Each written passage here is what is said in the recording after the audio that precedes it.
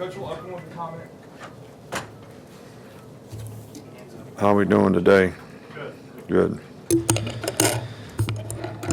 I have some of the same comments after watching the film of the last game against Arkansas. I think we had some lapses in the game. I think we still are searching to be able to play, a complete game. When we got ahead in the game, we sort of relaxed a little bit and didn't play with the same intensity. It really affected how we played in the second half. We didn't control the ball at all in the second half. We only had the ball for 17 plays. Turned it over a couple times, 3 and out. And the defense ended up playing over 50 plays in the second half, which is, you're not really in control of the game when you do that, regardless of what the score is. And I think we all need to learn some lessons, from that. But it was a great win for us, and I'm really pleased and happy to see some of our players getting recognized. Minka is a National Defensive Player of the Week and SEC Player of the Week. J.K. Scott on special teams. Jalen Hurt is a freshman. These guys have played very, very well, and we're extremely pleased that they are being recognized for that. From an injury standpoint, we have a couple guys that will be out today probably. Hopefully they'll be back tomorrow. We're a little banged up after this game. Not serious things, but things that may require another day's rest for, several guys, including Reuben Foster and Alphonse Taylor. Tennessee, this game is a really big rivalry game and a special one for a lot of people in our state that are our supporters and our fans. And, it's obviously a big game for our players as well, and it's very challenging to, play this game on the road as it always is because there's always a lot of energy and enthusiasm. Tennessee, I think, has an outstanding team. They lost one game this year to Texas A&M, who also has an outstanding team. In overtime, they have a lot of veteran players returning. I think 18 starters total from last year.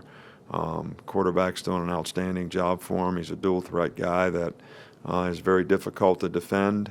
They have a very good offensive scheme in terms of being able to run the ball, and the explosive plays that they ever make with the skilled players that they have make them very, very difficult, to defend. And I think they've gotten better and better each year on defense, and certainly their defense has played a lot better, this year, and has been very, very difficult to defend. This is a very, very good team, probably for sure a top 10 team in the country, and it's going to be a very challenging game for us. Coach, could you talk about kind of the aggressive mindset? Maybe Jeremy Pruitt has something to do with that, but this defense, they all want to make big plays. You've had a bunch of guys kind of harass the quarterbacks and get sacks and everything. Well, I thought one of the things that we did well in the last game was we did affect the quarterback with the front seven and the pass rush. I'm not sure exactly how many sacks we got, 5 or 6 or whatever it was, but I think there were a lot of other plays that the quarterback was affected on. Probably about a dozen, and some of those led to big plays. A couple of our interceptions were because the quarterback was under duress. So I think it's a team thing, but I do think that we need to be more difficult to score on, regardless of whether you want to say we're aggressive or we're not aggressive, or we play better coverage in the back end, or we play the ball better, or whatever. I mean, you got to be difficult to score on. And we've played 2 games this year where we've given up a lot of points, and so we got to get all 11 guys playing together and doing a good job so that we are more difficult to score on. Alvin Kamara is a guy you're obviously familiar with. What's a challenge in defending a guy like him who can run with toughness between the tackles, explosive on the outside, and also his ability to catch the ball is pretty outstanding too? Well, Alvin to me is an outstanding player, and I think he's got great speed. He's very instinctive. He's a very good receiver. He's very good running the ball inside or out, and uses his speed to his advantages on the perimeter. And on loose plays, whether it's screens or whatever, he has been just dynamic this year. So this guy is fantastic player that has a lot of production and certainly is used well in their offense relative to making it difficult to defend him, the quarterback. Jalen Hurd, when he's in there, he's a different style guy, but just as effective in a lot of ways. So these guys have a lot of weapons, and their skilled players outside have done an outstanding job of making big plays as well. Middle here with Michael. Having two guys going out with concussions Saturday, how much is that process involved over time in terms of treating that, and how different is it from when you were a player? Well, I don't think we want to talk about when I was playing. I don't want to get anybody in trouble or anything, but there's two things when I was playing that weren't considered big issues. If you got hit in the head and you knew your name and where you were from, you were ready to go back in, and that's not a good thing. And if you got the wind knocked out of you, that wasn't a big thing. But, you know, these things are all player safety issues that I think have to be looked at, and I think the protocol for what we do now in terms of concussions is really, really in the best interest of the player with the testing that we do, and we know a baseline on every player when he's normal, and we can test him back to normal before we ever let him to resume activity, and I think that's critical, really, in managing these types of things. So Ruben hit his head on the ground, so it wasn't really a helmet-to-helmet thing or anything. I think Shank, I'm not sure exactly how he did it, and I didn't really notice it in the film. So when you're playing offensive line, though, that wouldn't be unusual. Back with Cecil. Coach, one play in the game that you didn't seem to agree with the officials was I guess it was a low hit call on Rashaan Evans on their quarterback. What's the rule there? What did they feel like you did wrong, and why did you feel the need to protect him there?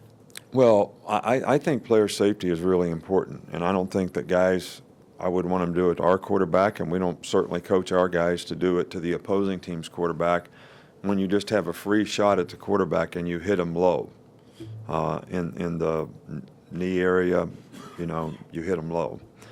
All right, but when a guy's being blocked, pushed in the back, or scrambling toward the quarterback, I mean, there is supposed to be a judgment call as to whether the guy went low on the guy intentionally, had an opportunity to stay up, or didn't have an opportunity to stay up. And I'm not criticizing the officials. I just thought that, you know, the guy beat the guy around the edge and lowered his shoulder and was getting pushed and was off balance, and it wasn't an intentional thing. But that's a judgment call, and we certainly, you know, have to live with whatever's called. But you know, it's just like the manager that comes out in baseball. I mean, did you ever see the manager come out in baseball and argue a call and the umpire change the call? No. Well, you're trying to get it right the next time. All right, so you're just trying to make sure they do it right the next time. I mean, so that's kind of how it is. We'll come back over here with Mark. Just after reviewing the film in the secondary, how much was that poor technique versus not playing the ball or whatever they were doing to surprise you guys? Well, there wasn't anything that they were doing to surprise us. I think we made a couple mental errors that the first touchdown that the tight end catches the ball and there's nobody around, we busted the coverage, miscommunication, very simple, easy thing. You know, we just didn't play smart at times in terms of executing what we were supposed to do, and there were several opportunities where we had a chance to make the decision you always have to make. Do I intercept the ball? Do I swat and hook the guy? Do I have to break down and tackle this guy here? And we didn't do that very well. And we need to play better. We need to have better eye control. We need to key better. And we need to execute what we do a little better. And I think that players probably understand that, and they certainly want to play better, and we want to help them play better. Front left with Ken. particularly in this big stretch, how important, how valuable is a J.K. Scott? And is it, I don't know, is it kind of easy to take him for granted a little bit? No, I don't take him for granted at all. You know, I respect the guy's ability tremendously, and he has been very consistent this year so far. So we really have a great respect for the hard work that he's done, and what a weapon he is for us in terms of controlling vertical field position in the game. And you know, we don't take him for granted, but you know, we have one game that we're concerned about, so there's no stretch or anything. It's just one game. So that's this week, and that's the most important thing that we're trying to do, and hopefully we'll get him to execute well this week and keep the consistency up to where it's beneficial to our team. Back over here with Ben. I know it's part of the message every week, but given some of the comebacks that Tennessee has had this year, how critical is it to get a full 60 minutes out of this game and kind of not let up? Well, I think that was part of the original message that we need to do a better job of that. We can't relax in games. We can't have lapses in games. We can't think just because we're ahead. You know, we always talk about no scoreboard, keep playing. But when you relax, you let the momentum of the game change, and that's hard to get back. And the way people score points now, I mean, there's been numerous games where people are ahead by 21 points and end up losing the game. So I think for everybody on the team to understand that, whether you're playing on special teams, offense, defense, it's really, really important. You're either controlling the game, forget about winning the game. You're either in control of the game or you're not. And if you don't stay in control of the game, then you're giving the other team a lot of opportunities to gain the momentum in the game that they need to get back in the game and maybe come back and have a chance to beat you. Okay, we'll go in the back here. Coach, how often in practice do you practice defending a Hail Mary, and what are some of the keys for defending that? Well, everybody has a philosophy about how to do it, but you know, we sort of try to man match them. We have certain guys that play the ball. We have certain guys that box out.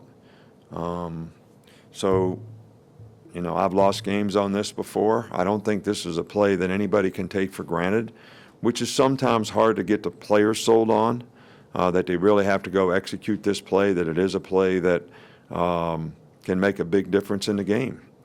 I tell our players chapter and verse every game that this has been an issue. I mean, we won a game at LSU, you know, the Bluegrass Miracle on the same kind of thing. They already dumped the Gatorade on the other coach. All right, so it's not a play you can take for granted, and I think a lot of people assume that it's a low percentage play. They're not going to complete the ball. All right, but when you don't execute and do things correctly, you give them every opportunity to get the ball. So we do practice it on Thursdays. We practice it during scrimmages. We practice in a preseason. We practice it every week. And there's also plays that come off of that. You know, people have hook and ladder. They have different other plays that, you know, also have to be practiced and defended. Okay, a couple more, Alex and then Joe. I want to ask about Minka. His development as a cornerback, obviously the 3 interception game was huge, but his ability just to read plays from the backfield, what have you, defensive backfield, what have you seen his development in that area? Well, Minka's a really hard worker. He's a bright guy. He's a smart guy. He's a very instinctive player. And, you know, he's played really, really well for us. And hopefully we're going to be able to continue to get him to play that way. But, you know, when I talk about discipline, eye control, looking at the right thing, you know, understanding what the other team's trying to do so that you put yourself in the best position to take advantage of it, you know, he probably does that as well as anybody that we have, you know, on defense. And I think that he ends up making plays because of it. I think some of our other guys, they want to make plays, but they got to understand that you got to pay attention to detail. You got to look at the right things. You got to put yourself in the right position. and then you're going to give yourself the best opportunity to make plays, and that's the thing that hopefully we can use some of those plays as an example to help others do the same. In the back with Joe, we'll finish up. Coach, you've touched on this a little bit already, just keeping the foot down in the second half. Do those occasional lapses become even more of a concern when you're dealing with an opponent that's shown a knack for big rallies in the second half? Well, I'm always concerned about our team, so it's always a concern to me. I don't know if anybody noticed, but I wasn't the happiest camper, in the second half or after the game, for that matter, because we weren't in control of the game and we didn't control the game. So I think it's always an issue regardless of who you're playing. Obviously, people that have really good teams have more capabilities to be able to create plays that can change momentum in games that players have to play through. And, the best time to score is when the other team scores. All right, so if they score, you got to answer the bell. And you got to keep the ball, and you got to control the game. That's what we're talking about here. So sometimes you win, but did you really control the game? And I don't think we controlled the game in the second half. So that's not something that we can do in the future and continue to win. We're just not going to do it. It's not going to happen that way. Not when you play good teams. And Arkansas was a good team. And what if Minka doesn't intercept the pass in the end zone and run it back for 100 yards and they score on that drive rather than us score? That's a 14-point swing in the game. Now all of a sudden you're in the middle of, it was 42-24, now it's 42-31. I mean, and there's a lot of time left to go in the game. So got to be in control of the game. Okay. Thanks, Coach. All right, thank you.